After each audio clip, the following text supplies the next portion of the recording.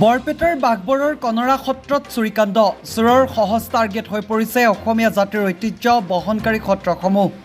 অতি শেহতীয়াভাৱে চোৰৰ উপদ্ৰৱ চলিছে বৰপেটা জিলাৰ বাঘবৰ থানাৰ অন্তৰ্গত কনৰা সত্ৰত। বৰপেটা সত্ৰৰ দ্বাৰা পৰিচালিত পুৰাতন সত্ৰখনত চুৰিকাণ্ড সংঘটিত হৈছে। সত্ৰ চৌহদৰ মূল তোৰণৰ লগতে কীৰ্তনঘৰ দুৱাৰৰ তলা ভাঙি চোৰে চলাই লুটপাট। চোৰে কীৰ্তনঘৰৰ ভিতৰত প্ৰৱেশ কৰি ধৰ্মীয় পুথিকে ধৰি শৰাই আদি লুট কৰি নিয়ে। ইয়াতে ক্ষান্ত নাথাকি গুৰু আসন আদি লণ্ডভণ্ড কৰি চোৰে সত্ৰৰ পবিত্ৰতা বিনষ্ট কৰে। ইতিমধ্যে ঘটনা সন্দৰ্ভত স্থানীয় প্ৰশাসনক অৱগত কৰা হৈছে যদিও বাতৰি যুগুত কৰাৰ সময়লৈকে দুষ্কৃতিকাৰীক কৰায়ত্ব কৰিবলৈ লগতে চুৰি হোৱা সামগ্ৰী উদ্ধাৰ কৰিবলৈ সক্ষম হোৱা নাই আৰক্ষী। উল্লেখ্য যে সংখ্যালঘু অধ্যুষিত অঞ্চলত অৱস্থিত সত্ৰখনত সংঘটিত চুৰিকাণ্ডক লৈ বৰপেটা সত্ৰবাসী মৰ্মাহত হৈ পৰিছে। কনৰা সত্ৰত সংঘটিত চুৰিকাণ্ড সন্দৰ্ভত প্ৰতিক্ৰিয়া প্ৰকাশ কৰিছে বৰপেটা সত্ৰৰ পৰিচালনা সমিতিয়ে। বহুদিনৰ পৰা সত্ৰখনৰ আশে পাশে একাংশ সুৰাপায়ী ড্ৰাগছ সেৱনকাৰী যুৱকৰ আড্ডা চলি থকাৰ প্ৰসংগ উত্থাপন কৰি বিশেষ সম্প্ৰদায়ৰ এইসকল যুৱকেই চুৰিকাণ্ডৰ লগত জড়িত থকাৰ সন্দেহ প্ৰকাশ কৰে বৰপেটা সত্ৰৰ পৰিচালনা সমিতিৰ সম্পাদক প্ৰভাত দাসে।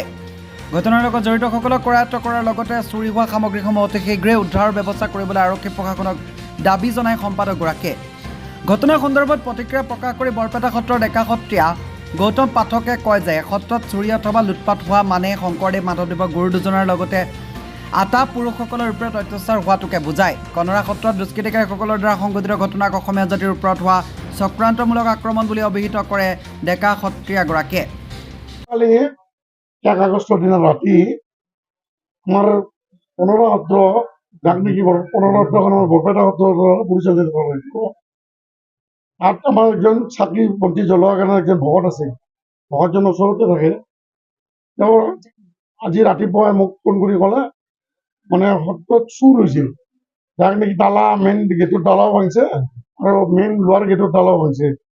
তালা ভাঙি মেটক আমাৰ গুৰু আসনত যিখিনি বস্তু আছিল পুথি পত্ৰী এইবিলাক লৈ গৈছে আৰু এখন শৰাই আছিল আৰু কিবা কিছুমান বস্তু আমাৰ ধৰ্মীয় বস্তু আছিল এইবিলাক লৈ গৈছে খালি কৰিছে। গতিকে এইবিলাক বস্তু নিয়াৰ কাৰণে আমি এই ক্ষেত্ৰত প্ৰশাসনক জনা হৈছে, প্ৰশাসনেও যাই চাইছে, কিন্তু এই ক্ষেত্ৰত আমাৰ নিনি মানে হেৰি ক্ষেত্ৰত আমাক ইনিচিটি লোৱাৰ কাৰণে বৰপেটা সত্ৰৰ পৰা আমি জ্ঞান পৰিচালনা কৰি আছো।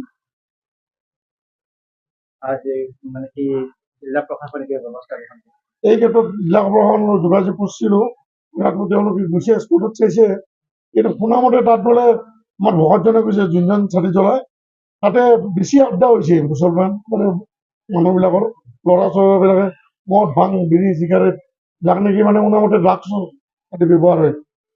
এতিয়া তেওঁৰ মতে এনেকুৱা ল'ৰাই কিছুমান মানে কাম কৰা বুলি এটা অনুমান কৰে। যিহেতু এই সত্ৰসমূহৰ ঐতিহ্য আছে, এটা পৰম্পৰা আছে, ধৰ্মীয় পৰম্পৰা, এই ক্ষেত্ৰত আমাক মানে পৰম্পৰা বা সেইটো এই ক্ষেত্ৰত আমাৰ হানি কৰিছে বৰপেটা সত্ৰৰ। এই ক্ষেত্ৰত প্ৰশাসনে তেওঁলোকৰ দোষী দুষ্কৃতিকাৰীক বিচাৰি ল'ব লাগে।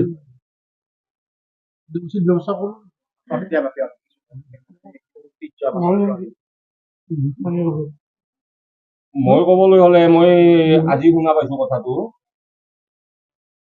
আচলতে মহাপুৰুষ শ্ৰীমন্ত শংকৰদেৱ, শ্ৰী শ্ৰী মাধৱদেৱ আৰু আটা পুৰুষসকলৰ ওপৰত এয়া অত্যাচাৰ। আচলতে এইটো দুৰ্ভাগ্যজনক। আমি কোনো মহাপুৰুষীয়া লোকসকলে এনেকুৱা কাৰ্যক কেতিয়াও সহজভাৱে ল'ব নোৱাৰো, এইটো গৰিহণাযোগ্য। গতিকে আমি প্ৰথমতে দুষ্কৃতিকাৰীজনক গৰিহণা দিছো, কাৰণ এইটো আমাৰ মহাপুৰুষীয়া ধৰ্মৰ ওপৰত এইটো এটা আঘাত লাগিছে। সেয়ে আমি যি কনৰা সত্ৰত যিটো পৰিৱেশ, এই পৰিৱেশটো আমি বৰপেটা সত্ৰৰ পৰিচালনা সমিতিৰ দ্বাৰা পৰিচালনা কৰি আহিছিলো। গতিকে আমি শুনাৰ লগে লগে আমাৰ অন্তৰত এটা আঘাত লাগিছে যে এয়া হয়তো অসমীয়া জাতিৰ ওপৰত এটা চক্ৰান্তমূলক আক্ৰমণ হয়। গতিকে আমি প্ৰশাসনৰ ফালৰ পৰা এটা সুবিচাৰ বিচাৰিছো, কামনা কৰিছো। প্ৰশাসনক ইতিমধ্যে অৱগত কৰা হৈছে, নিশ্চয় তেওঁলোকে আমাক সহায় কৰিব, দুষ্কৃতিকাৰীজনক নিশ্চয় কৰায়ত্ব কৰিব।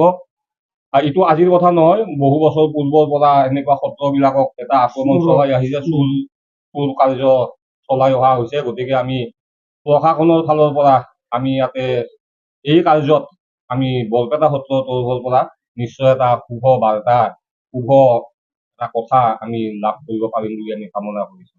তাত স্থানীয় মাধ্যমে কৈছে যে এছাম ক্ৰিকেট শ্ৰেণীৰ মানুহৰ দ্বাৰা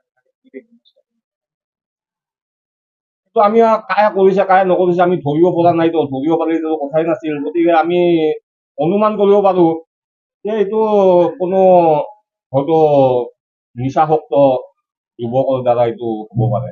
কি দাবী কৰে আপোনালোকে? আমি দাবী কৰিছো মহাপুৰুষীয়া সত্ৰবিলাকক সম্পূৰ্ণৰূপে চৰকাৰৰ ফালৰ পৰা সুৰক্ষিতভাৱে সংৰক্ষণ কৰি ৰখাটো আমি তেওঁলোকক অনুৰোধ জনাইছো। চৰকাৰে নিৰাপত্তা নোহোৱা হৈ গৈছে। সত্ৰবিলাক নিৰাপত্তাহীন হৈ পৰিছে। গতিকে আমি চৰকাৰৰ ফালৰ পৰা, প্ৰশাসনৰ ফালৰ পৰা এই সত্ৰবিলাকৰ ঐতিহ্যটো ৰক্ষা কৰাটো আমি বৰপেটা সত্ৰৰ তৰফৰ পৰা কামনা কৰিছো।